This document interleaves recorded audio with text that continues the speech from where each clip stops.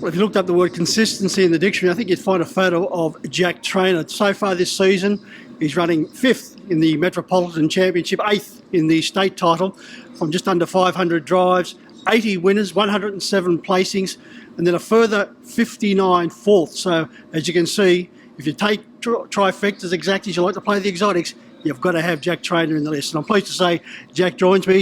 Well, Jack, those are outstanding statistics once again for this current season. You must be pleased with your efforts. Yeah, I am, Mick, and obviously a lot of that comes down to the horses that I've been lucky enough to drive and the trainers that I drive for. But yeah, I'm very happy with how it's going, and I think I've just beat my personal best of 78. So to get to 80 winners this season, I'm wrapped.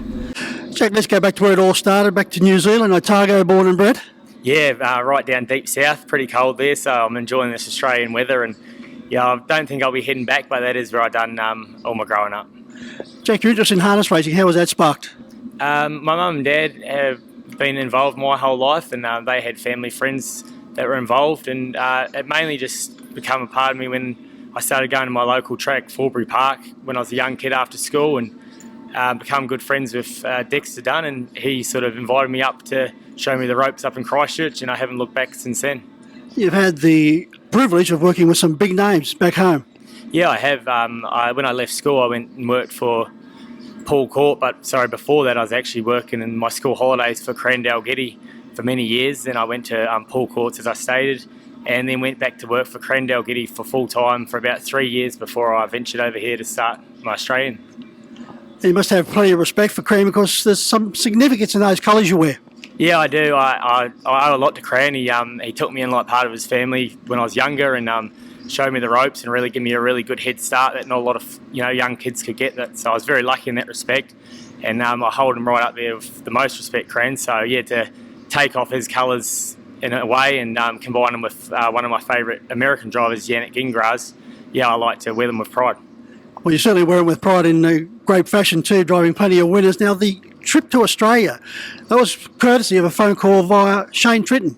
Yeah, Shane and I got in touch via a mutual friend, and we sort of said that Lauren was about to lose her junior claim at the time, and he was based in Newcastle, had a massive team and was driving a lot of winners. And although I was at a great stable in Crans in New Zealand and I was getting opportunities, it's very hard to break in over there. And I sort of thought that while I was young and had no attachments at home, I might as well try to give myself a challenge and try it out, and I haven't looked back.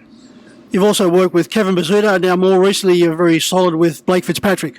Yeah, Kevin Bizzuto was good to me. He gave me the boost I needed to get into the Sydney area, especially the Metropolitan races, I believe. He put a lot of faith in me when I first went there and put me on some very nice horses, and I started driving a few bigger races for him. So he gave me a good push in the Sydney area, and obviously I've been with Blake for about just over 3 years now, or maybe even 4 years, and again, they've sort of taken me in like family, and I love my job, and I love working with Blake, Elisa and the kids, and I'm really enjoying it and learning a lot.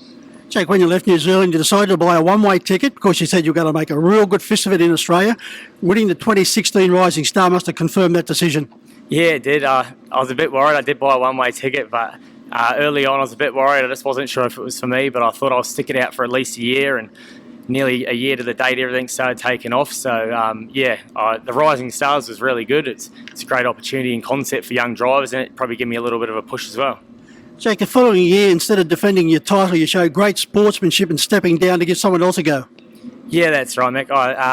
I just thought that I was away and going by then, and I had a lot of support from trainers without my junior claim. So although it was a great trip and I met some really good people on it, I thought that someone else would probably benefit from it more than what I would. And I was lucky enough to be on it 2 years in a row as it was, so I thought a third year would only be greedy, and I'm sure someone else appreciated the spot. Yeah, a wonderful gesture. Now, Jack, apart from the three trainers we've already mentioned, you've had a great association with David Thorne and also Leon Jerd, so you are a typical freelance reinsman. Yeah, I think so, and as you say, David Thorne and Leon Jerd are probably the biggest stables that I drive outside races for. I get a lot of winners for both of them, and their owners are very supportive of me as well. So, other than that, I'm happy to drive for most people. I've got a lot of small trainers that stick by me with the one or two horses as well, but I'm very lucky to have a lot of good support. Well, Jake, let's have a look at some of your drives on Saturday night. Pretty hard to gauge McCullough racing in the third event on Saturday night because he is going around today.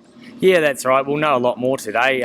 He's a new member of Blake's barn, and we like the horse. He's probably better suited to the 2300, so whatever he does today, we'd expect him to improve on, but I think Saturday looks a very good race for him. In the Group 3 fifth stakes, the feature event on the card, you're driving Armour Hotshot. You must have thought you had the money last week. I did actually. I was gutted for myself and the owner and David. It would have been great to win on that mare in 149, but unfortunately a short head was brought us undone. But yeah, I was really happy with the way she raced. She surprised us, and she's awkwardly drawn again, but after seeing what she could do on Saturday, you could never write her off.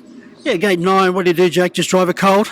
I think so. I think just probably drive her for luck and drive her on the fence, and hopefully the race pans out. But if we see her hitting the line, we'll be very happy. In the 6th, you're driving the Bachelor, drawn nicely in 3, but it's a very tough assignment. Yeah, it is. He's a horse. He's waiting for a drop back, this horse. He felt very good last start in a funnily run race. This is probably not his race, but yeah, if he's going good, I'll be looking for him in future weeks. Now, the opportunity to drive trotters, mainly for Blake Fitzpatrick, who certainly is our leading trainer of trotters, that must be a nice mix from driving the paces. Yeah, it is, and it's quite nice driving Blake's trotters because they're normally very safe. He's obviously excels with his trotters, Blake, and he has for a lot of years now. But yeah, I'm very lucky to get on those horses, and obviously drove a nice 3-year-old Jamondi through the 3-year-old series, and just to drive his genuine Saturday night horses every week, it is good, very good for me. Well, the Trotters take centre stage in race 7 here on Saturday night, blazing under fire. You certainly know how to win with this fella, but 30-metre handicap. Yeah, they have handicapped him out a bit. He's going really good at the moment. He's probably in his career best form, but he's got a few little tricks, but he can only be driven one way, and that's a bit for luck. So if he's hitting the line, he should be very, very close. The best of the 4? Oh, I don't want to put too much pressure on, but I think Mark Howell looks well placed on Saturday. Well, Jack, it's been a pleasure. Thanks for joining us on Club and Angle TV. Thank you very much, Ta.